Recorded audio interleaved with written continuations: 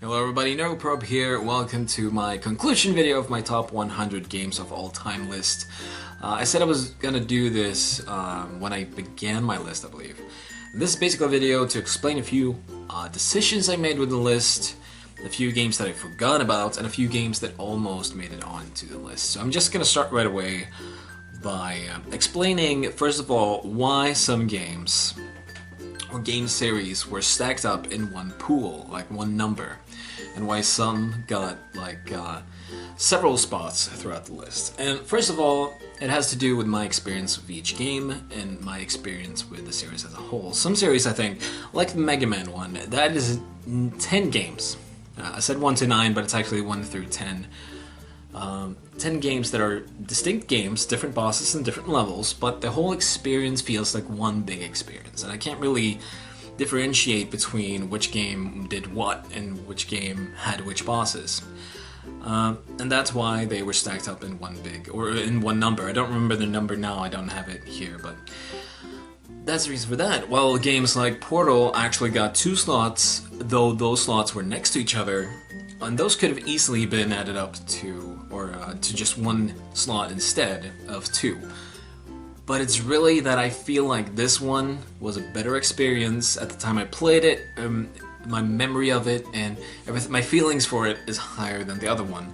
That's why they got split up into different numbers, and that is basically the reason for all those kinds of games that I put on the list. If there were several from the series on there, it was because I really feel a better connection to one of the games compared to, the whole series.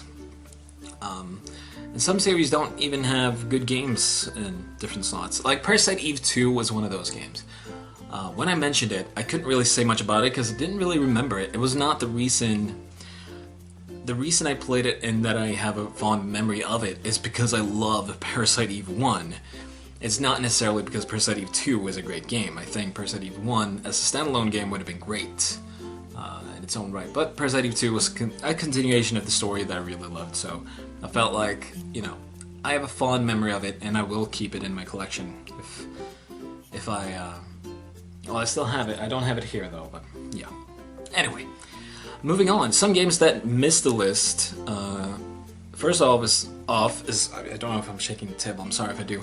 Warcraft 2 is one of those games, or the Warcraft series. Warcraft 2 is probably one of them that I have fondest memories of. It's just one of those games that is great. It's one of those old RTS games with 2D graphics, and I just loved that one.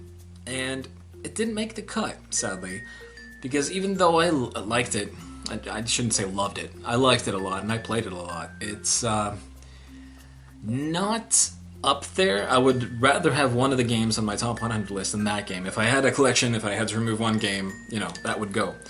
The next one is a game that just got cut at the last second, and that is American Conquest, which is an old RTS game as well, which had an historical element, and it was great fun, and the multiplayer was actually surprisingly fun. I remember that I learned a strategy within the game where you could get cavalry within just 2 or 3 buildings. It's one of those games where you have like 50 buildings. I don't actually remember if it's 50, but a lot of different buildings and a lot of tech trees that you can go through, and you have to gather resources just to build housing for your units and everything. And I remember that I learned a strategy where you could get cavalry really fast, and playing online, and people were like, oh, you're cheating, you can't get units that fast, because war units was kind of later in the tech tree, but those units were something that you could get quite early from your main base. They were like scouts, I think. I don't remember exactly, but it was fun. American Conquest. The next one is StarCraft 2. Some might be surprised that StarCraft 1 is on the list and not StarCraft 2, but StarCraft 1 is just... I would rather have StarCraft 1 than StarCraft 2 if I had to pick one of them.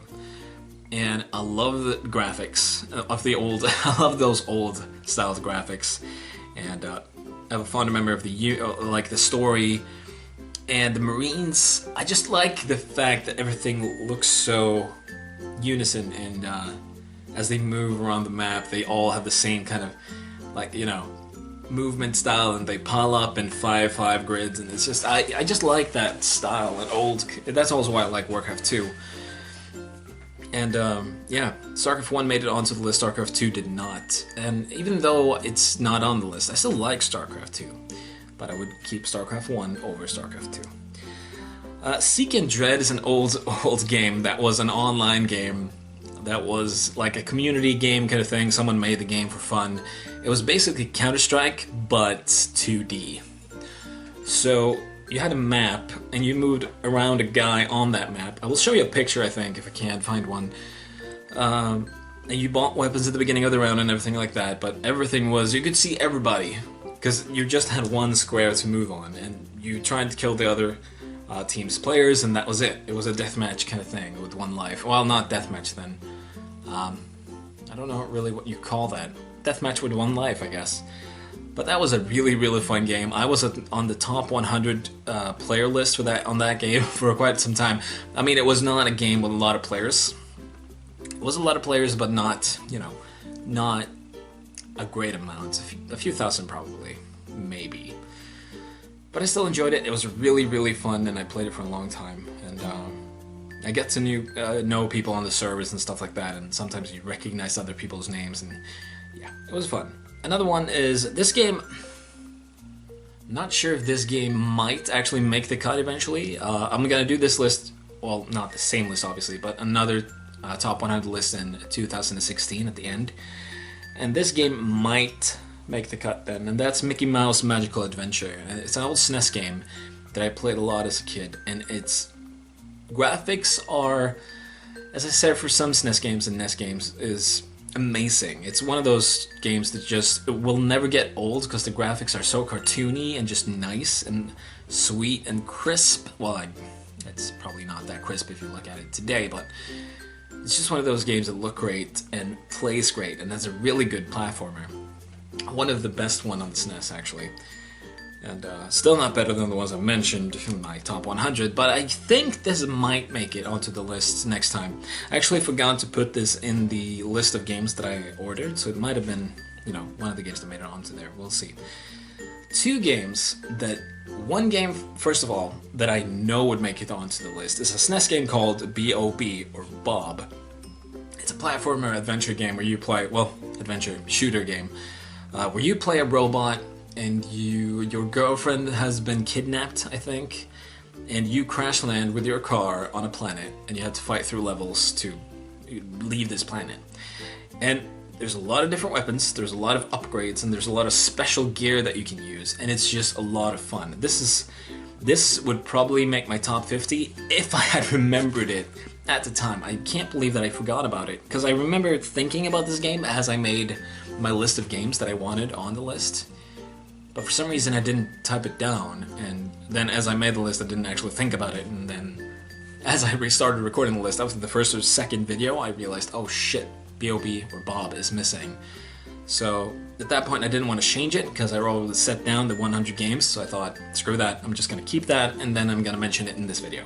So B.O.B. or Bob, great game. Really, really fun, that you should really get. It's not expensive, I think there's a lot of copies out there of it, and yeah. The other one is a NES game. Once again, an old game. I mean, these are games, the reason I don't really remember these is because they're so old and it's been so long since I played them. So when I do recognize them or remember them, it's like, oh, that game is so great. Why did I forget that? It's because I haven't played it in so many years. And that game is Rescue the Embassy Mission. I think it's also called Hostage the Embassy Mission, depending on where in the world you are. I don't know if the European one is called Rescue or if it's the American one, but whatever. It's an old NES game. You play a SWAT squad, and there's three parts to the game. There's one platform part where you send out your squad members through a street, and there are searchlights out on the streets, and you have to avoid those and try and get those soldiers out to different sniping positions. And after you've done that, I think you have 3 or 4 soldiers to do that with. 3. Yeah, you can get one into each. After you've done that, then you move on to the next stage of the game, which is the sniping part. Then each soldier that you manage to deploy will now be able to shoot at a building where there are hostages and try to shoot terrorists. So you will shoot towards this building, and there will appear like enemies or figures in the windows, and you will be able to shoot those, and you can shoot a few before you move into the next stage of the game, where you have a map of the building. You can position your units at different sides of the building, and then the next part starts, which is kind of a third-person, first-person game, where you move around in the halls of this building, and you shoot the terrorists, and it's really fun. All the parts are interesting, and it's a very, very short game, and it can be very, very hard and very, very easy if you know. But that's like old NES games, most NES games. If you know the pattern, even though the pattern of the terrorist movement once you were in the building was actually random, I think. But yeah, it was a fun game, a really, really good one. So that was Rescue. And that's really it that I have to say about my top 100 list. I hope you enjoyed it. I will do another one in 2016 or this year. And yeah, if you haven't seen it, you can see it down below. And if you haven't, I've probably linked it somewhere already. You can see my top 100 games of all time list. So I hope you enjoy that. If you haven't seen it already, take care, everybody, and I'll see you next time. Next year, well, if you follow this channel, you will see more content as the year goes by. But yeah, thank you. I hope you enjoyed. See you next time.